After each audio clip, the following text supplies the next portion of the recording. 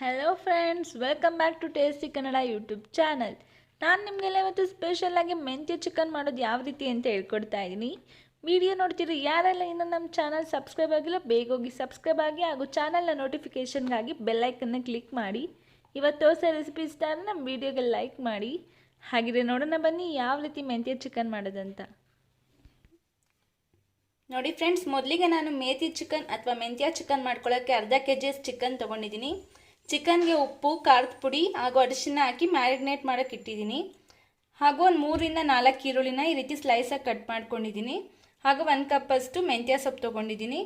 ಒಂದು 3 ಮೆಣಸಿನ್ಕಾಯಿನ ಈ ರೀತಿ ಹೆಚ್ಚಿಟ್ಕೊಂಡಿದ್ದೀನಿ. ಹಾಗೂ ಸ್ವಲ್ಪ ಕರಿಬೇವಿನ ಸೊಪ್ಪು ಹಾಗೂ 1 ಟೇಬಲ್ ಸ್ಪೂನಷ್ಟು ಶುಂಠಿ ಬೆಳ್ಳುಳ್ಳಿ ಪೇಸ್ಟು ಹಾಗೂ ಒಂದು 2 ಟೇಬಲ್ ಸ್ಪೂನಷ್ಟು ಖಾರದ ಪುಡಿ, 1 ಟೇಬಲ್ ಸ್ಪೂನಷ್ಟು ಧನಿಯಾ ಪುಡಿ ಹಾಗೂ 1/4 ಟೇಬಲ್ ಸ್ಪೂನಷ್ಟು ಜೀರಿಗೆ ಪುಡಿ, ರುಚಿಗೆ ತಕ್ಕಷ್ಟು ಉಪ್ಪು ಹಾಗೂ ಕೊತ್ತಂಬರಿ ಸೊಪ್ಪು. ಇದಿಷ್ಟು ಮೇಥಿ ಚಿಕನ್ ಮಾಡ್ಕೊಳ್ಳೋಕೆ ಬೇಕಾಗಿರೋಂಥ ಐಟಮ್ಸ್. ಹಾಗಿದ್ರೆ ನೋಡೋಣ ಬನ್ನಿ ಫ್ರೆಂಡ್ಸ್ ಯಾವ ರೀತಿ ಮಾಡೋದಂತ. ಮೊದಲಿಗೆ ಒಂದು ಕಡಾಯಿಗೆ ಒಂದು 5 ಟೇಬಲ್ ಸ್ಪೂನಷ್ಟು ಆಯಿಲ್ ಹಾಕೊಳ್ಳೋಣ.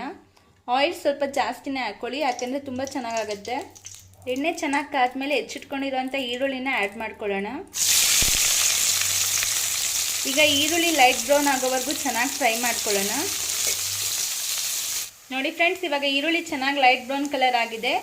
ಇವಾಗ ಇದಕ್ಕೆ ಮೆಣಸಿನ್ಕಾಯಿನ ಆ್ಯಡ್ ಮಾಡ್ಕೊಳ್ಳೋಣ.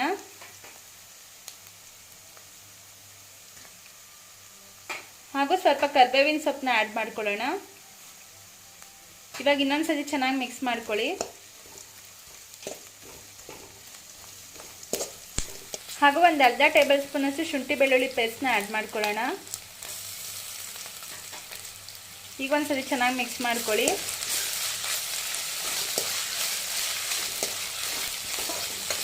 ಶುಂಠಿ ಬೆಳ್ಳುಳ್ಳಿ ಪೇಸ್ಟ್ ಹಸಿ ಸ್ಮೆಲ್ ಹೋಗಿದ್ದಾದ್ಮೇಲೆ ಇವಾಗ ಮೆಂತ್ಯ ಸೊಪ್ಪನ್ನ ಆ್ಯಡ್ ಮಾಡ್ಕೊಳ್ಳೋಣ. ಮೆಂತ್ಯ ಸೊಪ್ಪು ಸ್ವಲ್ಪ ಜಾಸ್ತಿನೇ ಹಾಕ್ಕೊಳ್ಳಿ, ಮೇಥಿ ಚಿಕನ್ ಆಗಿರೋದ್ರಿಂದ. ಈಗ ಮತ್ತೊಂದು ಸರಿ ಚೆನ್ನಾಗಿ ಮಿಕ್ಸ್ ಮಾಡ್ಕೊಳ್ಳಿ. ಇದಿಷ್ಟು ಚೆನ್ನಾಗಿ ಫ್ರೈ ಆದಮೇಲೆ ಇವಾಗ ಮ್ಯಾರಿನೇಟ್ ಮಾಡಿರುವಂಥ ಚಿಕನ್ನ ಆ್ಯಡ್ ಮಾಡ್ಕೊಳ್ಳೋಣ.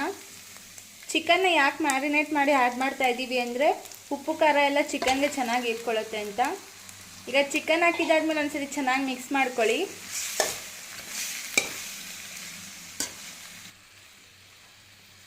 ನೋಡಿ ಫ್ರೆಂಡ್ಸ್, ಈ ರೀತಿ ಚೆನ್ನಾಗಿ ಮಿಕ್ಸ್ ಮಾಡಿದಾದ್ಮೇಲೆ ಇವಾಗ ಲಿಡ್ನ ಕ್ಲೋಸ್ ಮಾಡಿಬಿಟ್ಟು ಒಂದು 5 to 10 ಮಿನಿಟ್ಸ್ ಚಿಕನ್ನ ಬೇಯಕ್ಕೆ ಬಿಡೋಣ.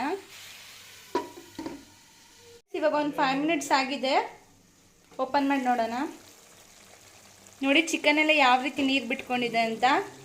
ಇವಾಗ ನಾವು ಮಸಾಲ ಪುಡಿಗಳನ್ನ ಆ್ಯಡ್ ಮಾಡ್ಕೊಳ್ಳೋಣ. 2 ಟೇಬಲ್ ಸ್ಪೂನಷ್ಟು ಖಾರದ ಪುಡಿನ ಆ್ಯಡ್ ಮಾಡ್ಕೊಳ್ಳೋಣ. ಹಾಗೂ 1 ಟೇಬಲ್ ಸ್ಪೂನಷ್ಟು ಧನಿಯಾ ಪುಡಿನ ಆ್ಯಡ್ ಮಾಡ್ಕೊಳ್ಳೋಣ. ಹಾಗೂ ಒಂದು 1/4 ರಿಂದ ಅರ್ಧ ಟೇಬಲ್ ಸ್ಪೂನಷ್ಟು ಜೀರಿಗೆ ಪುಡಿನ ಆ್ಯಡ್ ಮಾಡ್ಕೊಳ್ಳೋಣ. ಇದಿಷ್ಟು ಹಾಕಿದಾದ್ಮೇಲೆ ಒಂದ್ಸತಿ ಚೆನ್ನಾಗಿ ಮಿಕ್ಸ್ ಮಾಡ್ಕೊಳ್ಳಿ. ಜೀರಿಗೆ ಪುಡಿ ಹಾಕೋದ್ರಿಂದ ಅಷ್ಟೇ ಟೇಸ್ಟ್ ತುಂಬ ಚೆನ್ನಾಗಿರುತ್ತೆ.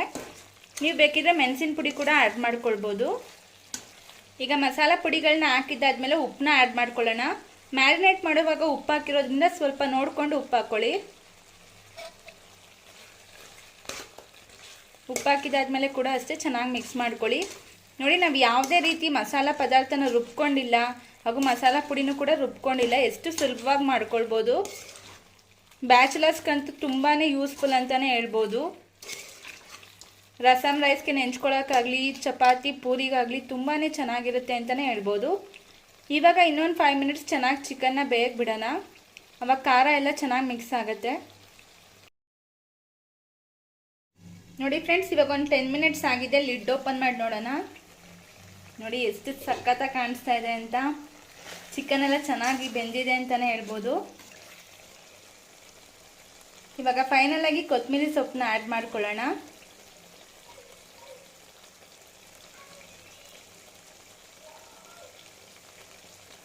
ಕೊತ್ತಂಬರಿ ಹಾಕಿ ಒಂದ್ಸತಿ ಫೈನಲ್ ಆಗಿ ಮಿಕ್ಸ್ ಮಾಡ್ಕೊಳ್ಳಿ.